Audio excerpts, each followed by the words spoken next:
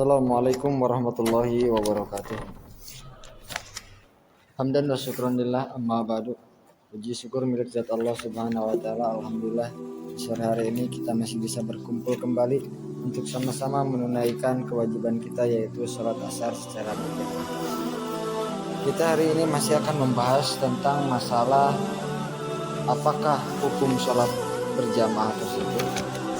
Kalau untuk laki-laki itu jelas hukumnya adalah wajib. Kenapa diwajibkan?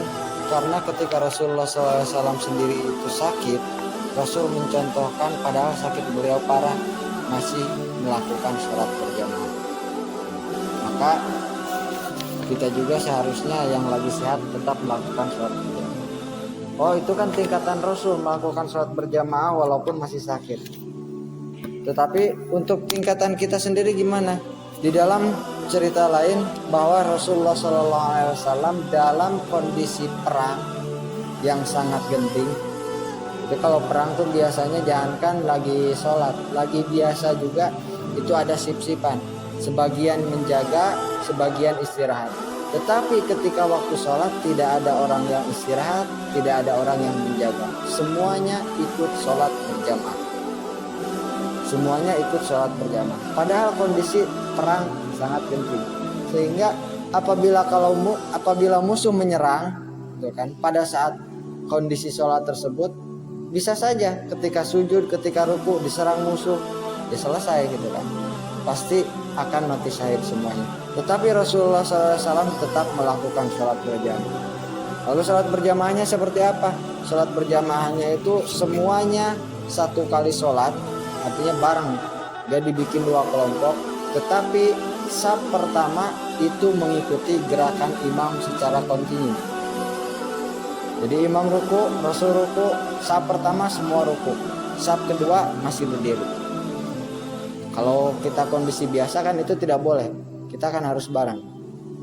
Jadi gimana sekarang kita jaga jarak safnya, nggak dirapatkan, apakah itu boleh? Kalau melihat kondisi saat ini itu insya Allah boleh. Karena pada zaman Rasul juga seperti itu. Jadi ketika perang, yang depan ruku, yang belakang tidak ruku. Yang depan bangun dari ruku, yang belakang baru ruku. Jadi gantian kewaspadaan. Tetapi sama-sama melakukan sholat berjamaah dalam satu putaran. Lalu sekarang bagaimana hukumnya sholat berjamaah untuk perempuan? Kalau untuk laki-laki tadi jelas wajib. Kalau untuk perempuan gimana? Apakah wajib juga? Apakah sunnah? Ataukah makruh? Atau bahkan haram? Nah, di sini ada dua hadis yang berbeda. Kenapa kok Rasul itu mengeluarkan hadis berbeda? Kenapa Rasul itu mengeluarkan hadis berbeda? Kadang kita misalnya menemukan sebuah hadis bahwa pahala sholat lebih utama daripada pahala puasa. Atau misalnya pahala puasa lebih utama daripada pahala sholat. Sehingga antara satu hadis dengan hadis yang lain itu saling bertentangan. Kenapa? Karena Rasul melihat orang yang menerima hadis tersebut. Jadi ketika ada orang bertanya, "Wahai Rasulullah, amal apa yang harus saya lakukan?" Maka Rasul melihat, oh ini orang sholatnya rajin, tapi puasanya jarang. Maka Rasul memberitahukan puasa adalah amal yang paling baik. Dari situ disampaikan kepada sahabat-sahabat yang lain. Nah, begitu juga orang rajin puasanya, sholatnya jarang. Maka Rasul memberikan nasihat, kamu harus rajin-rajin sholat. Karena sholat yang terbaik. Nah, jadi bukan berbeda itu, bukan saling bertentangan. Tetapi Rasul melihat orang, bagaimana orang tersebut dalam amal ibadah. Nah, ini juga ada dua hadis, yang mana dua hadis ini isinya berbeda. Tetapi ya mungkin kalau kita lihat riwayat-riwayat hadis ini gitu kan, kita lihat penerima hadis ini dari Rasul, mungkin kita akan tahu bagaimana kondisi orang yang menerima hadis ini. Yang pertama, hadis yang diriwayatkan dari Abdullah, dari Rasulullah SAW bersabda, sholat perempuan di rumah lebih baik daripada sholatnya di dalam kursi. Sholat perempuan di makhad lebih baik daripada sholatnya di dalam bait. Nah, jadi semakin kecil tempat perempuan untuk ibadah, artinya semakin tersembunyi tempat perempuan untuk ibadah, itu semakin baik.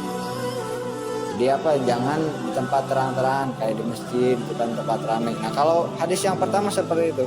Hadis ini diriwayatkan oleh Abu Daud. Lalu hadis yang kedua, ini bertentangan dengan yang tadi.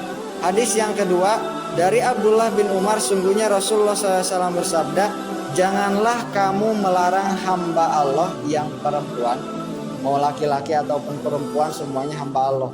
Hamba Allah itu apa? Hamba Allah itu orang yang mengabdi untuk Allah Subhanahu wa Ta'ala. Jangan melarang hamba Allah yang perempuan ke rumah-rumah Allah atau masjid. Hadis riwayat Bukhari dan Muslim. Nah, jadi kalau misalnya ada orang yang melarang seorang perempuan, misalnya kita punya istri 2, yang satu kita larang ke masjid, bukan yang satu kita biarkan ke masjid. Nah, ini dalilnya ini yang satu lagi ini dalilnya. Nah, jadi harus punya dalilnya masing-masing. Jadi ketika kita melihat perbedaan itu bukan berarti salah. Ketika kita melihat perbedaan itu bukan berarti salah. Bisa jadi perbedaan itu adalah berkah. Bisa jadi perbedaan itu adalah berkah. Nah, maka dari itu ketika kita melihat seorang berbeda ibadahnya dengan kita, jangan mengejek. Jangan mengejek. Bahkan kalau dalam kehidupan sehari-hari, misalnya kita orang kampung biasa makan singkong. Ketika datang orang kota membawa keju, dikasih nih makan keju. Apaan itu kuning-kuning ngambang? Pas dimakan, wih asin, mana enak, gitu kan? Kata orang kota, cobain dulu enak, ini nggak enak asin. Nah lalu orang kota nyobain keju, nyobain singkong, apaan ini lembek-lembek nggak enak. Tetapi ada orang satu lagi, untuk mendamaikan kedua orang tersebut, singkongnya digoreng, kejunya ditaburkan di atas singkong, maka rasanya lebih enak daripada. Nah, jadi ketika kita mendapatkan satu ilmu dengan ilmu yang lain yang berbeda, tetapi kalau misalnya kita satukan, maka insya Allah itu akan lebih berkah. Tetapi kalau misalnya perbedaan itu malah membuat kita berpecah belah, itu tidak akan menjadi berkah.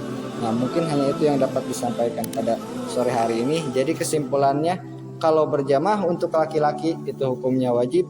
Kalau berjamaah untuk perempuan dibolehkan untuk berjamaah di masjid. Jadi